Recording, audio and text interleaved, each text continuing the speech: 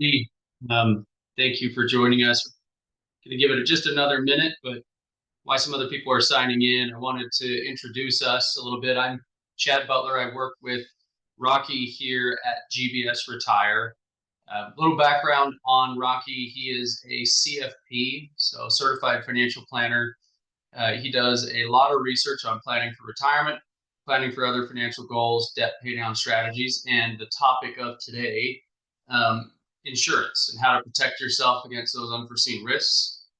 A lot of us, insurance is a complicated product. We never know what truly we need, and there's a lot of misinformation out there, and we're trying to cut through all that and give you the advice that will best benefit you. So with that being said, I'm going to turn it over to Rocky, and we will have a Q&A. So if you have questions, I ask that you put them in the chat.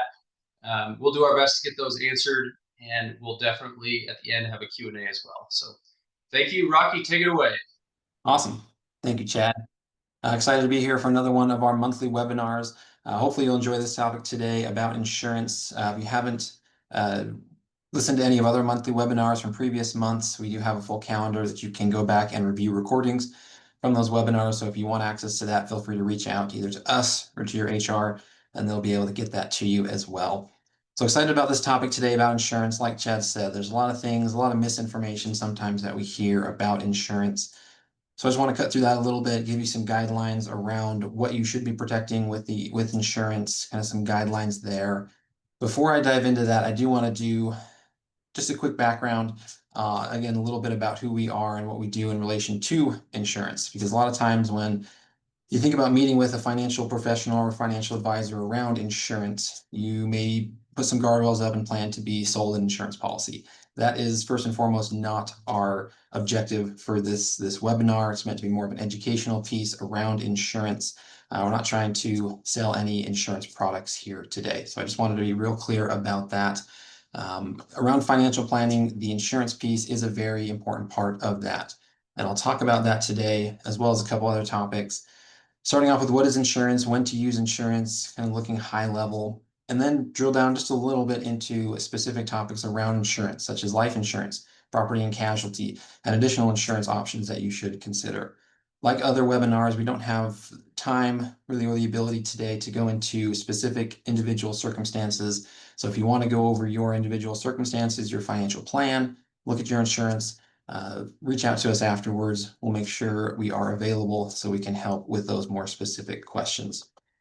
So first of all, what is insurance? Just take a step back and evaluate what is insurance. A couple definitions there, easy to understand.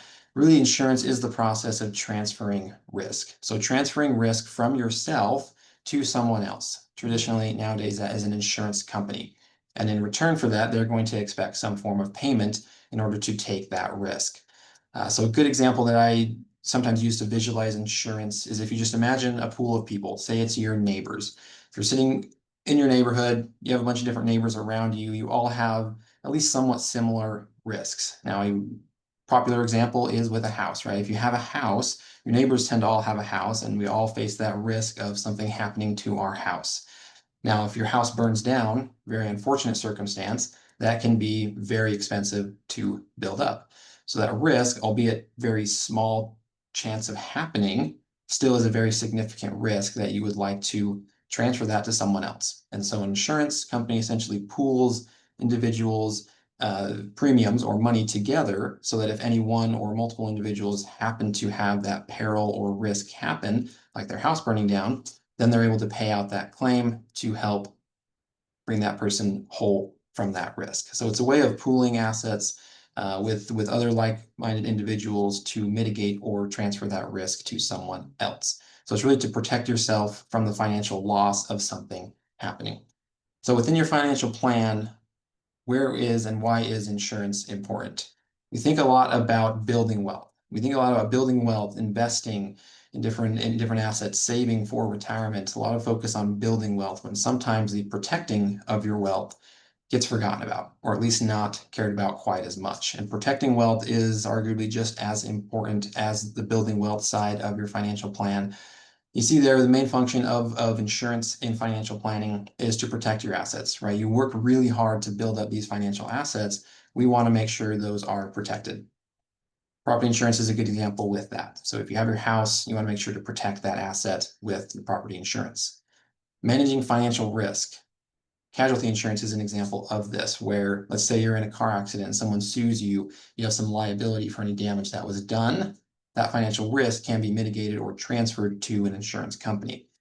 Obviously, providing peace of mind and financial continuity for those that you have care over from your income or assets is a very important part of financial planning as well. I want to take a minute here to talk about when you should and shouldn't use insurance, right? There are some different ideologies and opinions out there, but just being really simple, you should insure your assets when you cannot afford to replace them or repair them. And if you can't afford to replace or repair, you probably shouldn't spend the money to insure them. Okay. There's a good example of a very smart, wealthy individual, Charlie Munger, recently passed away, but he was one of the right-hand men of Warren Buffett. So Warren Buffett's right-hand man, Charlie Munger, a famous quote that he said is that, again, you shouldn't insure something that you can't afford to replace. So it's a very extreme example, but Charlie Munger, I don't believe, had homeowners insurance, right? I think every one of us on here should have homeowners insurance, but because of his wealth and his net worth, he didn't feel the need to have some insurance that he could afford to replace. So anything that we cannot afford to replace or cover should be insured. Anything that we can't afford probably shouldn't. For example, a TV. The other month I had to go and buy a new TV because our other one broke. Spent, a few $100s. I think it was about $800 for a relatively low cost TV.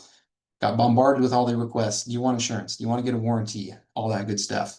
And I said no, because I have an emergency fund, so I can afford to self-insure that purchase, that item in my house. So there's different things that you should and shouldn't insure. Hopefully that can be a little bit of a guideline for you when evaluating what you should be insuring.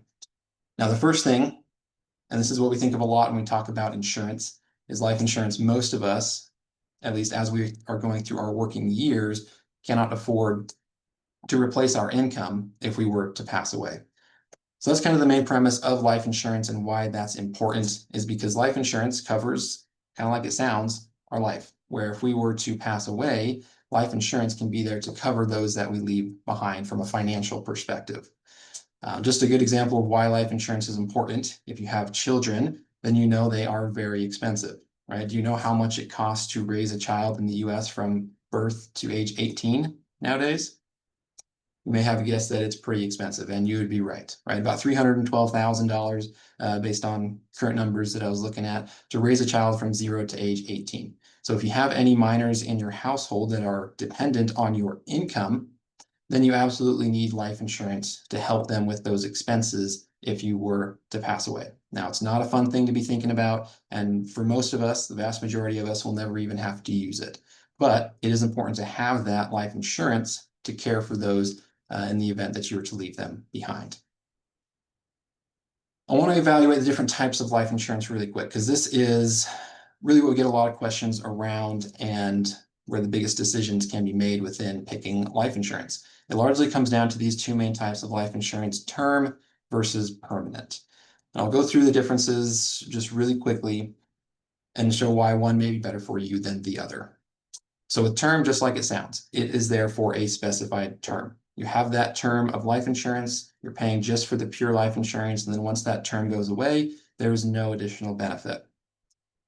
Permanent life insurance, like it sounds, is the opposite. That's where it's permanent. So you're paying a premium, and as long as those premiums are paid, you will have that coverage potentially for your entire life. So what are the pros and cons of each? The pros of term life insurance is that it is much cheaper. You're just paying for that term of insurance, so insurers can afford to insure you for much cheaper premiums compared to permanent life insurance. There is no cash value. So with permanent life insurance, and this is really one of the main benefits that insurance salesmen tout when they are pushing life insurance, permanent life insurance, is that it builds cash value. And a lot of the arguments state that this can be a retirement investment, an investment for your retirement. And I just want to make sure it's very clear, permanent life insurance in most cases should not be a retirement savings vehicle. Okay, there are much more efficient, much more really efficient investment vehicles out there for your retirement savings. Permanent life insurance is not one of them. Because of that second point there, higher premiums, because you're paying for that lifetime coverage and the cash value component, there's going to be higher fees associated with that as well. So really, when you're looking at the difference between term and permanent life insurance, you should only look to permanent life insurance for a specific purpose, for a specific reason. You see that fourth item there with purpose. If you're just trying to protect your income or provide that income for your family that you may unfortunately at some point leave behind, then term life insurance is all you need. Pay for that term life premium and then invest the rest in a different savings vehicle. Now, if there is a specific need or reason why you may want that permanent life insurance, then permanent life insurance can be beneficial. For example, within estate planning. Nowadays, because of the estate planning, tax limits are very, very high. Most people do not need any permanent life insurance to cover taxes around an estate. But if you want to make sure that your funeral expenses are covered, for example, then a small permanent life insurance policy can be beneficial. Other scenarios that we see very common is with business succession planning, or in small businesses where if a key employee or key officer was to pass away, then the business can buy life insurance on that individual to help replace that asset from a business perspective.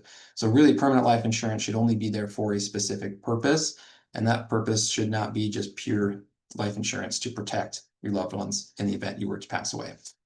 So for most of us, 99% of us, term life insurance is really where you should be turning for your income protection. Now, we do a lot of evaluations of current permanent life insurance policies. Just to give you an idea, I do a lot more evaluations of current, permanent whole universal life insurance policies than we do looking at quotes for even term life policies. So if you have a permanent life insurance policy and want to evaluate that, see if it's doing what you want it to for your financial plan, feel free to send us over the policy documents so we can look through that and give you a unbiased opinion on if you should keep that or move that maybe into a different type of policy or investment. Both of them, as you see at the end, both will have some form of a death benefit, but the key with the term life insurance is because it's so much cheaper, you can get so much more coverage per dollar of premiums that's where you should be looking for your life insurance coverage.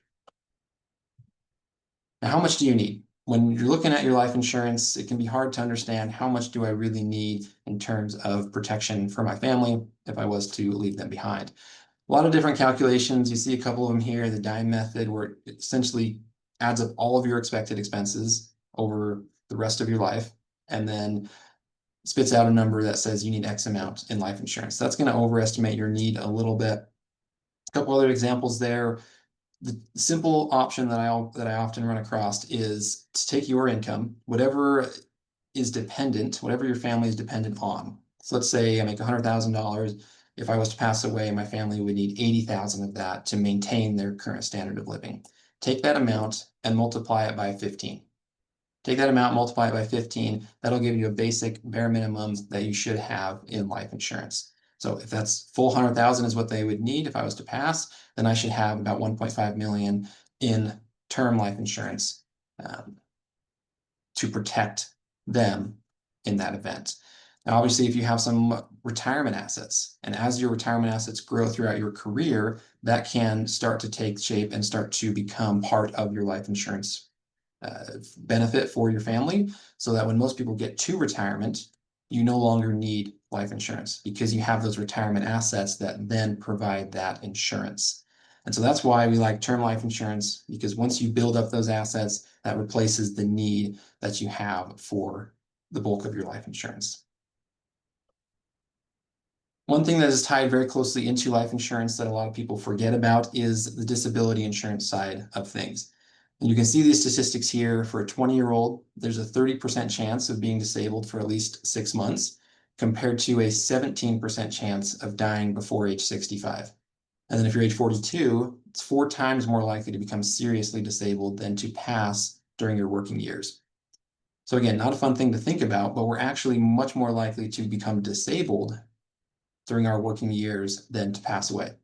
And so you need to make sure you have some form of disability insurance. Now, I know a lot of you on here probably have some form of disability insurance through your employer. Just make sure you understand what that is, what that entails, and if it's adequate. In most cases, we suggest at least 60% of whatever your monthly income is today to be replaced from disability insurance.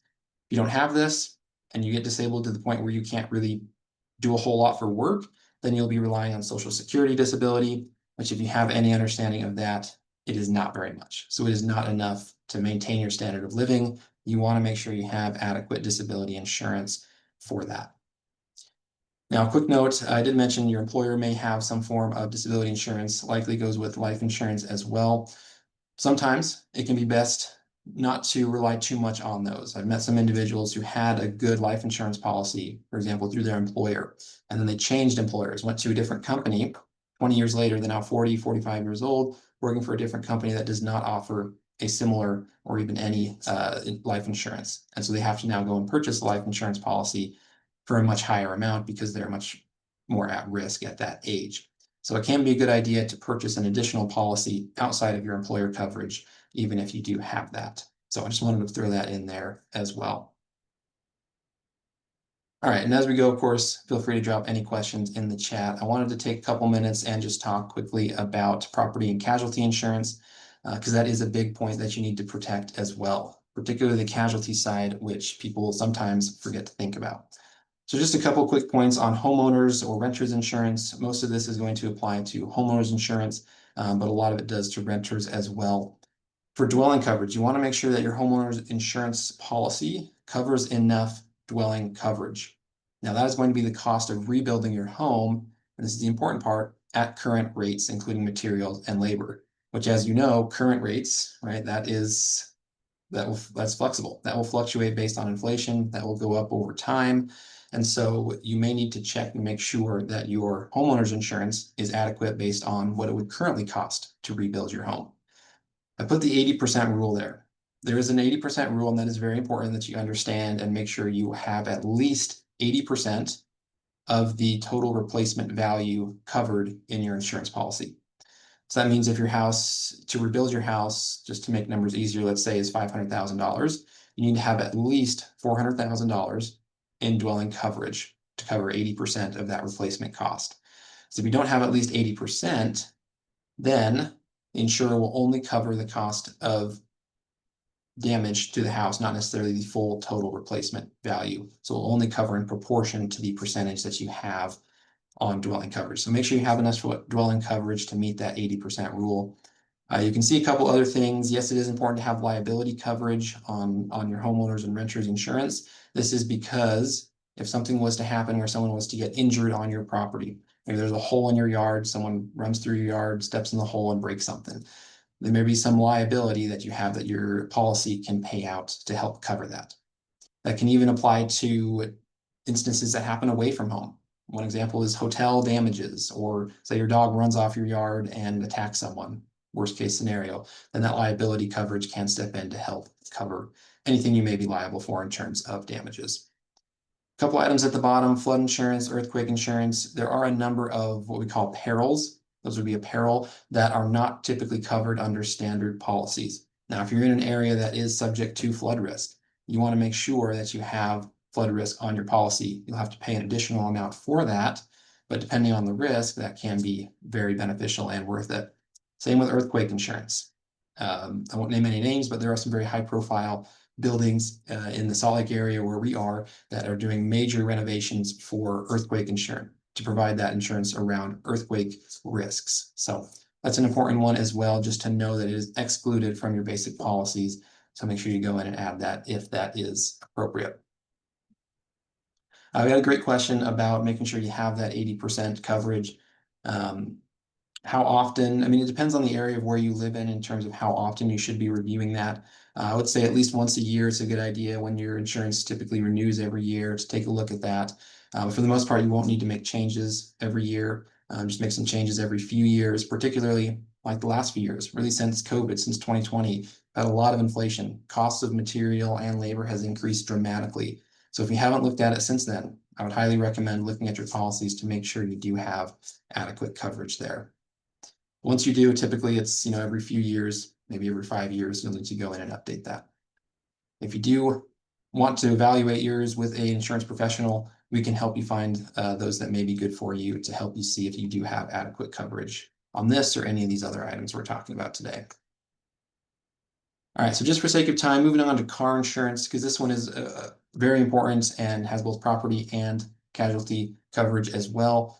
Particularly with casualty coverage with car insurance is very important because of that liability. If you are at the wheel of a car, which is a very heavy, typically moving very fast object, and you run into something or someone, that could be a very expensive or very meaningful incident. And if there are any damages, or whether that's to a property or in person, that can come back with a lot of liability on you. And so liability coverage is very important with car insurance. You'll see if you go into different states, minimum requirements for liability and collision coverage, their limits are very low. So the minimums on these numbers are very low at the state level. And so I wouldn't recommend just getting the minimum coverage. Make sure you have really at least, as you see there, 100,000 per person, 300,000 per accident on your car insurance. Just as an example, if you were to be driving down the road and run into, let's say, a surgeon, a very specialized surgeon that makes hundreds and hundreds of thousands of dollars a year, and you were to cause $400,000 in damage, right? That's what we're talking about in terms of liability that would step in and cover up to these limits for that liability. Now I'll get to what's called umbrella insurance that can help provide the extra coverage there, but I'll come back to that here in a minute. So liability coverage is very important. You can see different options there. Underinsured or uninsured motorist coverage is also very important to have. Typically, it's very cost efficient, but can be extremely beneficial in case you are hit by someone without sufficient insurance to cover that. Deductibles are another one, just real quick. That's again part of the what you can afford to insure and what you can't afford to self-insure. So based on your situation, based on how much you may have in savings or your emergency fund, you may be able to afford a higher deductible amount, and that will decrease your month-to-month insurance expenses by quite a bit. For example, I have as high as possible in terms of deductible amounts. So I think it's $2,000 for my insurance. I have $2,000 deductibles. That means I'm comfortable paying that amount before any insurance will step in to help cover. And that significantly reduces my premiums on these insurance. So that's one way, one trick to get your premiums down. Just know that you have to be willing to cover that deductible in case something happens. So I mentioned that example, right? Let's say going back to that example where you hit that surgeon and cause $400,000 in damage to that individual. If your policy only covers 100,000 of liability coverage, it's going to pay that 100,000, but you're still on the hook for an additional 300,000 of liability. That's where the umbrella insurance can come in. And this is really important. Most people are not sufficient on their umbrella insurance coverage. So the umbrella insurance does just what it sounds like, right? It is an umbrella over the top of your other insurance policies. This typically goes over your homeowners or auto insurance. There may be some other insurance that you can include within that, but homeowners and auto is the most popular. And it provides that additional liability coverage. So it would step in and pay that additional 300,000 of liability in that example. You can see it provides that broad coverage, global protection as well, typically around the world, depending on where you are, and affordable premiums. This is the best part of it. Because it is unlikely for the umbrella insurance to have to stay in and or step in and help with that liability, it's very cost efficient. It can typically be, a couple $100 a year in premiums, depending on your situation. Obviously, the more assets that you have, the more important this umbrella insurance is. But I would say this is important for anyone to have if you have homeowners and or auto insurance. Now, a quick note there, typically they require a certain level of coverage under the underlying policies. With auto insurance, it'll be that typically that 100,000 per person or 300,000 per accident, and then making sure you have that 80% coverage on the homeowners as well in order for the umbrella insurance to step in. So hopefully that's clear. Obviously, it's more valuable for high net worth individuals, but everyone should have some form of an umbrella insurance coverage. All right, and just a couple more insurance options I wanted to go through just really quick. Most people won't need this just yet, but you should be thinking about long-term care insurance for the future. If you have had parents, grandparents, other relatives that have to go into a long-term care facility, then you know how important and how expensive that can be. So how important long-term care insurance is. Covers those long-term care expenses towards the end of life.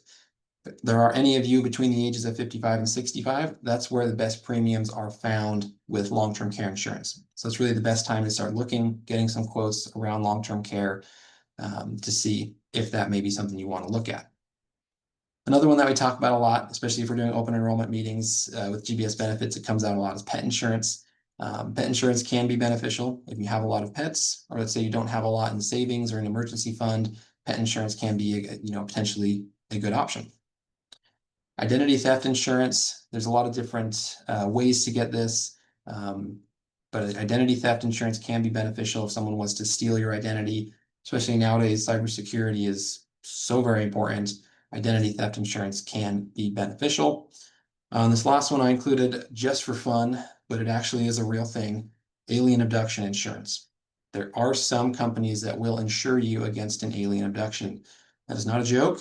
They will do that. It is actually very cheap. Go figure. But they actually have had at least one claim that they've had to pay out. Someone claiming, and somehow they were able to prove that they were abducted by an alien. So if that is of concern to you, that is an option. I just wanted to throw that in there because I thought that was funny. All right. So just lastly, some common mistakes and tips that we see with regard to insurance. Like I said, it's only buying the minimum required coverage. Don't get just the minimum. Make sure you are properly covered in all areas. Not updating your policies with life changes. So this is obviously in addition to updating your homeowner's insurance over time, but also with life changes. For example, you have a kid, have a marriage situation that changes, whatever that may be. As you have life changes, move to a different state, get a different car, whatever that is, make sure you're updating any applicable insurances. Overlooking disability or long-term care, those can be things we don't think about a lot, but that can hit us like a wall falling on us, that can change the trajectory of our financial plan. So making sure you're covered there. And then some tips: reviewing your policies annually. I always recommend that. Review it annually, whether you have a set day or time of year that you like to review that. Review all of your insurances to make sure you're adequately covered. Sometimes you can even look at ways you can reduce your costs if something has changed in the last year. Working with a financial advisor or financial planner in some form, if nothing else, just to get recommendations on things you can change to improve your financial situation and with regard to your insurance. And then lastly, bundling policies for cost savings. You've all seen the commercials, right? Bundle and save. That can save you a lot if you bundle certain policies together for the most cost savings.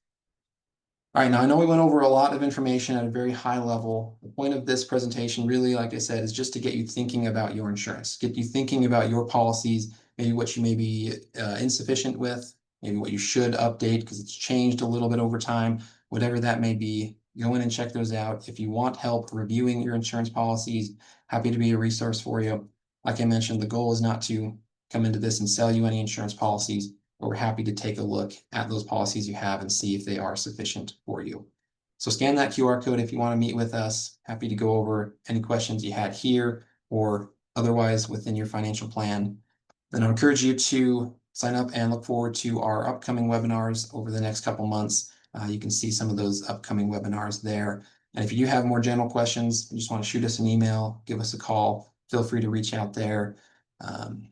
Show some obligatory disclosures here, and then let's get to some of the questions. So if you do have any questions that you want to answer, happy to stay on for another couple minutes, and we'll go through those in the Q&A.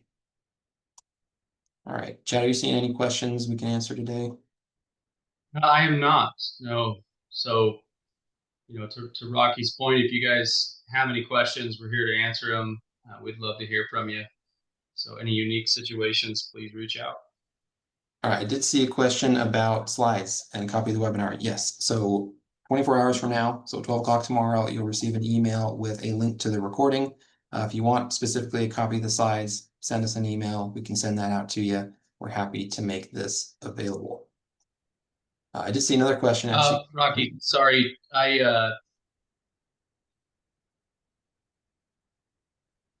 yes, Chad. Rocky, can you hear me okay? Yep, I can hear you. Sorry, I don't know if it's my internet or not, but if you can hear me, I had a question around being underinsured and not able to get life insurance. So for a medical reason, is there anything we can do to plan for that, or is it just kind of you're out of luck? Yeah, so if you're maybe a little bit older, your health isn't so great, there always are some options around getting life insurance. it can be a little bit harder to insure. That's where we recommend looking at the full insurance carrier, getting quotes from everyone to make sure you're able to get the best possible rates. And there always are some options for life insurance. But yes, it will depend on your health and your age in terms of how much that will cost. So that is a great question. I do see one here about having vacant or undeveloped land, if that should be insured all the same. Great question. So obviously, if you have undeveloped land, there's not going to be any structures or dwellings on that land that you'll need to insure. But depending on where it is, what kind of activity goes on around that, you likely should have some form of liability coverage around that in case some incident was to happen on or near your property. We have some insurance experts that we can direct you to if you want more specifics in terms of how much liability you should cover there. That's a great question.